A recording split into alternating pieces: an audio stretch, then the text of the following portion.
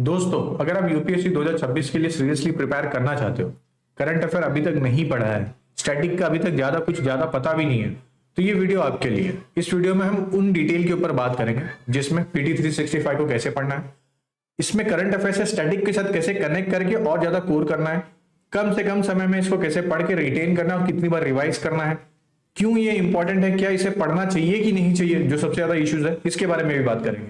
और मेरा एक पढ़ने का स्टाइल क्या था, मैं ये भी आपको समझाऊंगा। अगर आप इस वीडियो को एंड तक देखोगे तो ये सब चीजें सीखने मिल जाएगी।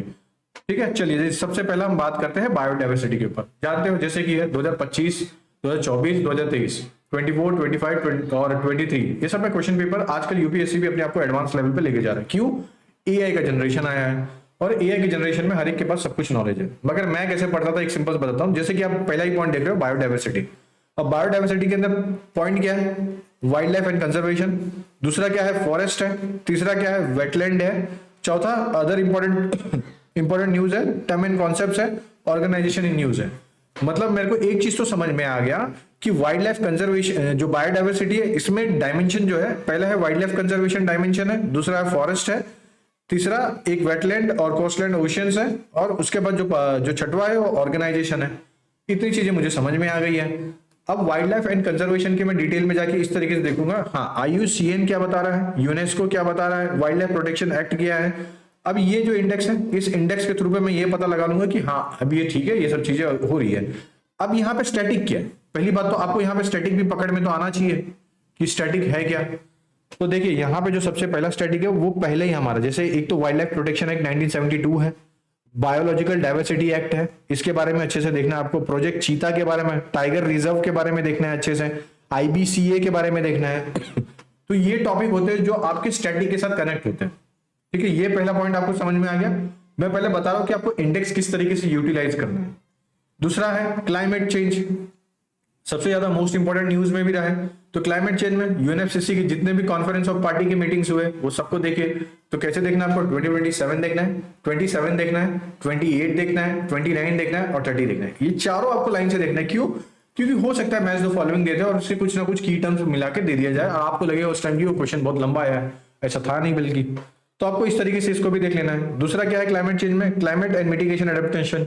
अब ये आपने अगर अपने अभी तक स्टैटिक की बुक नहीं पढ़ी है तो मैं एक सिंपल तरीका तो बताता हूं आपको। आप जाइए मार्केट से शंकर आईएएस खरीद लीजिए, उस शंकर आईएएस में ये चीजें बताइए। अगर शंकर आईएएस नहीं खरीदना है तो पीएमएफ आईएएस की बुक आती है, अच्छी बुक है, उसको बाय कर लीजिए, खरीदिए और इसमें जाके देखिए क्लाइमेट मिटिगेशन और एडेप्टेशन में फर्क क्या है। पहली बात तो ये तो पता चलना होना चाहिए ना कि मिटिगेशन क्या है, एडेप्टेशन क्या है और क्लाइमेट चेंज के अंदर क्यों आता है। तो अब यहाँ पे जैसे आपको थोड़ा बहुत भी बेसिक नॉलेज होगा कि मिटिगेशन और एडेप्टेशन एक एग्रीमेंट के थ्रू पे आगे बढ़ता है। अब यहाँ पे आते हैं उसके पॉइंट, कौन कौन से पॉइंट है? नेशनल डिटरमाइंड कॉन्ट्रीब्यूशंस है, ग्रीन हाउस गैस है, एमिशन इंटेंसिटी है, फिर उसके बाद क्या है? ग्रीन क्रेडिट प्रोग्राम है। अब ये जो चीजें है ना, ये जो तीनों आपको स्टार्टिंग में दिख रहे हैं, ये पूछ लिया गया, ऐसा नहीं कि नहीं पूछेगा, मगर आपको पढ़ लेना थोड़ा सा। किसकी पूछे जाने की सबसे ज्यादा संभावना है? वो है article 6 of Paris climate, Montreal protocol भी पूछ लिया गया है, नेट जीरो फ्रेमवर्क, ये आपको देख लेना है, कार्बन कैप्चर यूटिलाइजेशन देख लेना है, मीथेन एमिशन देख लेना है, ग्लेशियर प्रिजर्वेशन देखना है। मगर बोलोगे सर ये अगर आप ये सब बोलो, ये सब पढ़ लो, वो सब मत पढ़ो, तो ये क्या? नहीं, मैं ये नहीं बोलो वो सब मत पढ़ो। देखिए जो आपको मैंने स्टार्टिंग में जो बताया ना, ये सब ऑलरेडी पूछ लिया गया है। ये क्या है? आपके स्टैटिक पोर्शन है, ये आप बिना पढ़े तो आगे बढ़ ही नहीं सकते। और विजन आईएएस की सबसे अच्छी बात जो मुझे ये लगती है कि वो जब बनाते हैं अपनी मैगजीन को तो हमेशा स्टैटिक पे सबसे अच्छा फोकस रखते हैं। इस मैगजीन में भी स्टैटिक के ऊपर फोकस रखा गया है और इसी पर्सपेक्टिव में इसको बनाया भी है। ऑर्गेनाइजेशन न्यूज में क्या देखना है आपको? यूएनईपी चल रहा था, यूएनईपी देखिए ग्लोबल इन्वायरमेंट फैसिलिटी है, डब्ल्यूएमओ है, ये भी है। अब बात है कि जो न्यू जितने भी फर्स्ट अटेम्प्ट देने वाले उनके लिए तो ये चीजें हैं, उनको ये समझ में आ जाएगी। जो 1 से 2 बार अटेम्प्ट दे चुके हैं, अब उनके लिए ये है कि सर मैं तो ऑलरेडी ये सब चीजें पढ़ा है तो मुझे कैसे चाटना है। बहुत सिंपल सा तरीका है, मैं अभी आगे आपके लिए भी आऊंगा, उस टाइम पे मैं बताऊंगा। अभी मैं सिर्फ बता रहा हूँ कितनी तेजी से आप कर सकते हो।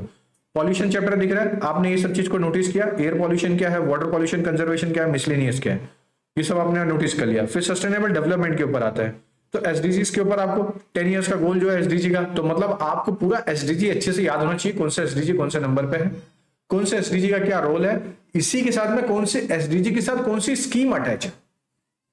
अगर आपको इतना पता है तो आप बहुत अच्छे पोजीशन में। इसी के साथ में क्या सस्टेनेबल एग्रीकल्चर दिख रही है आपको, मोस्ट इंपोर्टेंट चैप्टर है सस्टेनेबल एग्रीकल्चर, और एक मिसलेनियस वाला। और फिर आता है हमारा जो सबसे इंपॉर्टेंट चैप्टर है डिजास्टर मैनेजमेंट। इससे क्वेश्चन आता है, क्यों आता है ये आपको पता होना चाहिए। डिजास्टर मैनेजमेंट से क्वेश्चन पूछने का जो सबसे बड़ा रीजन ये है कि ये मेंस का सिलेबस है। तो यूपीएससी अब धीरे धीरे मेंस की तरफ बढ़ रही है, अपने प्रीलिम्स में भी वो कॉन्सेप्ट ला रही है ना। तो जिनको ना पता हो तो मैं बता दे रहा हूँ, प्लीज ये करिए, ये सब चीजें करने से हो जाएगा। अब मैंने आपको ये बता तो दिया सर, ये ठीक है, ये आपने तो बता दिया इंडेक्स है। अब मैं बता दो, चलिए देखिए अंदर कैसे पढ़ेंगे मैं ये भी बता देता हूँ। 2 से 3 मिनट और लूंगा ये चालू होने से पहले, जहां पे मैं आपको बहुत इंपॉर्टेंट चीजें बताने वाला हूँ। उसके पहले अगर आपको वीडियो अच्छा लगता है तो लाइक शेयर सब्सक्राइब जरूर कर दीजिएगा, इससे मदद भी मिलती है। अगर आपके अच्छे लाइक रहेंगे, अगर अच्छे कमेंट रहेंगे, जितनी भी सीरीज है मैंने ऑलरेडी टेलीग्राम पे कमेंट किया हूँ, ये सब चीज के मैं शॉर्ट नोट्स भी दूंगा आपको विथ एक्सप्लेनेशन के साथ, और ये सब चीजें फ्री रहेंगी। लेकिन इसमें मुझे आपका सपोर्ट चाहिए। अगर आपका सपोर्ट मिलेगा तो मैं ये सिर्फ इस करंट अफेयर तक नहीं रुकूंगा, स्टैटिक सब्जेक्ट के भी आपको बहुत से ऐसी चीजें देते रहूंगा। ओके, तो देखिए वाइल्ड लाइफ एंड कंजर्वेशन में हम आयुष्मान वर्ल्ड, ये कंजर्वेशन और कांग्रेस के ऊपर चलेंगे। तो अब यहाँ पे आपको क्या देखना है, जितने भी ब्लैक हेडलाइन की तो आपको दिखेगा ही, कोई दिक्कत ही नहीं है। यहाँ पे आपको सबसे पहला नोटिस करना है फैक्ट। ओके, तो यहाँ पे आपको फैक्ट सर्च करना है कि फैक्ट क्या क्या है। तो आईयूसीएन के बारे में यहाँ पे फैक्ट है, कब फाउंड हुआ था 1948 में, ये आपको याद रखना है। कितने मेंबर है, अच्छा इतने मेंबर है, मतलब कि इसमें एनजीओ भी जुड़े होंगे, रिसर्च इंस्टीट्यूशन भी जुड़े होंगे।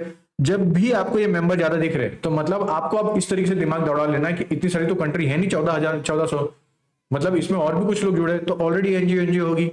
इस तरीके से दिमाग चलाओगे तो ये फैक्ट याद हो जाएगा। तो पहला यहाँ पे फैक्ट, अब इसी नोट्स पे आपको लिख लेना है 1948 मेंबर, और लिख दीजिए, कोई भी ज्वाइन हो सकता है, कोई दिक्कत नहीं है इसमें। अब मेंबर असेंबली कंजर्वेशन में क्या है, 4 ईयर क्या लिखा है, head is 4 years. IUCN world conservation Congress जो है ये होस्टेड करता है आईयूसीएन के स्टेट मेंबर को, जितने भी रहेंगे वो सब उसके अंदर पार्टिसिपेट करते हैं। पर्पस सबको पता है, इसके नाम से ही पर्पस पता चल रहा है, तो ये हमें पूछेगा भी नहीं। वो रिपोर्ट जो इसके अंदर पूछी जाती है ये जरूर पूछ लेता है, आईयूसीएन के रिपोर्ट जो प्रोटेक्टेड एरिया के लिए आता है, बस उसको याद रख लीजिए। अब आपने यहाँ पे फैक्ट्स एक चीज को देख लिया, दूसरा चीज क्या है कि गोल देखिए, किसके गोल है, India national red list road map and vision 25-2030। ये मोस्ट इंपॉर्टेंट है, प्लीज इसको देख के जाइएगा, ऐसे क्वेश्चन पूछ लिए जाते हैं। ये एक तरीका जो मैंने अभी आपको समझाया अच्छे से। थोड़ा और आगे चलते हैं, मेरे ख्याल से और अच्छे से समझ में आएगा। दूसरा आईयूसीएन रेड लिस्ट के बारे में देखते हैं, ठीक है। आईयूसीएन के बारे में हमने देख लिया कब स्टैब्लिश हुआ, रेड लिस्ट की जो थ्रेटेंड स्पीसीज है ये सब क्या है, कब आया था ये 1964 में। कितनी कैटेगरीज में, 9 कैटेगरीज में। सेम चीज आपको ऐसे ही सर्कल बना के रखना है। अब इतने फैक्ट्स नहीं पूछते, यूपीएससी यूजुअली नहीं पूछता। आईयूसीएन में ये पूछ लेगा नियर थ्रेटेंड क्या होता है, एक्सटिंक्ट क्या होता है, ये पूछ सकता है। पूछने की संभावना है भी, नहीं भी है। लेकिन मैं बता रहा हूं आपको, जिस तरीके से पहली रीडिंग आपको इतनी क्विकली करनी है कि आपको एक एक चैप्टर के बारे में डिटेल बताओ। जैसे कि मैंने अभी आपको बताया फैक्ट्स, अब मैं आपसे पूछ लूं आईयूसीएन कब स्टैब्लिश हुआ था, आपके दिमाग में है। अभी मैं ये आपसे पूछ लूं कि आईयूसीएन जो रेड लिस्ट है उसके अंदर कितनी लिस्ट है, आपके दिमाग में ये है। कौन सी सबसे फर्स्ट जो नियर थ्रेटेंड होती है, कौन सी सबसे ज्यादा होती है, एक्सटिंक्ट होती है, इस तरीके से याद रखिए। अच्छा, इसको दूसरे तरीके से भी याद रख सकते हो, जैसे एक लॉजिस्टिक का एक कपड़े का ब्रांड आता है, तो उसने क्या किया था कि अपने कुछ 12 टी शर्ट निकाले थे लिमिटेड ब्रांड की, और उसने बताया था कि इस लिमिटेड ब्रांड को, मतलब जो अभी हमारे प्लैनेट पे एक्सटिंक्ट हो रहे हैं स्पीसीज, उसी के नाम पे निकाला गया था। तो अब इस तरीके से भी करंट अफेयर में कनेक्ट कर लीजिए, तो इससे आपको क्लियरिटी मिलेगी। ओके, ये एक चीज मैंने आपको समझा दिया। ओके, अब दूसरा ही टॉपिक है green status assessment for the lion. अब यहाँ पे आप कैसे पढ़ोगे, पहली बात तो जो क्वेश्चन सबसे ज्यादा पूछे, ये वाइल्ड लाइफ प्रोटेक्शन एक्ट 1972 में आता है। साइट्स अपेंडिक्स 1 में तो आएगा ही। आईयूसीएन में इसका स्टेटस क्या है, वल्नरेबल है, ये आपको पता चलेगा, ये फैक्ट हो गया।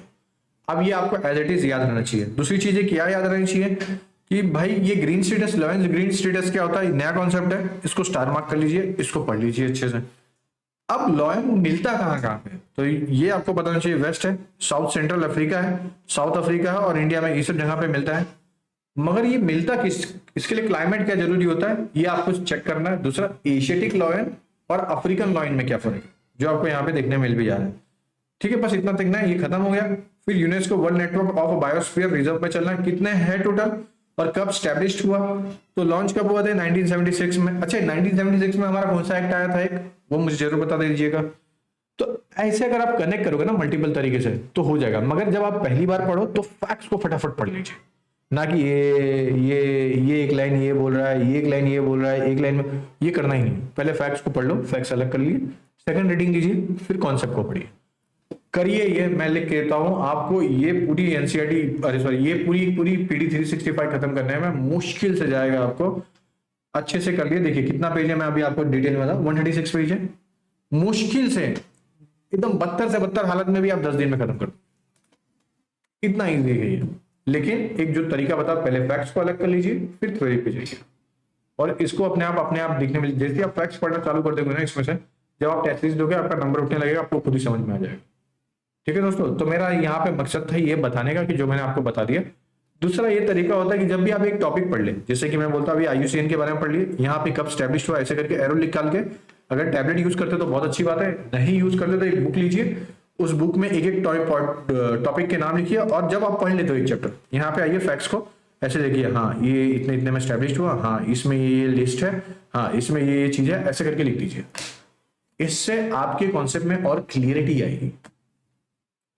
जब आप कोई एक टॉपिक पढ़ ले, यहाँ पे आइए एंट्री करिए, फिर एक टॉपिक पढ़ लिए, फिर यहाँ पे आइए एंट्री करिए। जैसे अभी हमने टाइगर के बारे में पढ़ा, तो टाइगर के बारे में यहाँ पे आके एंट्री करिए, प्रोजेक्ट टाइगर कब आया, लॉयन कब आया, प्रोजेक्ट लॉयन कब आया, लॉयन कहाँ में मिलते, एशियाटिक और अफ्रीकन लॉयन में क्या फर्क है, यहाँ पे फटाफट छोटी छोटी हैंड राइटिंग में लिख दीजिए।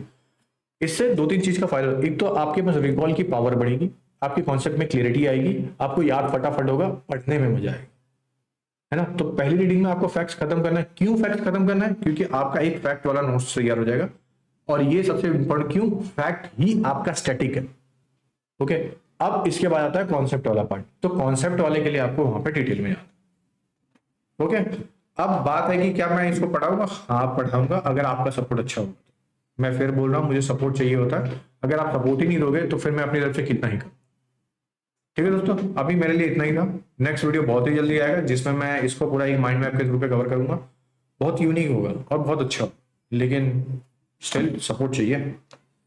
अगर वीडियो अच्छी लगी है तो लाइक शेयर सब्सक्राइब जरूर कर दीजिएगा, और मैं हूं, चलिए जय हिंद।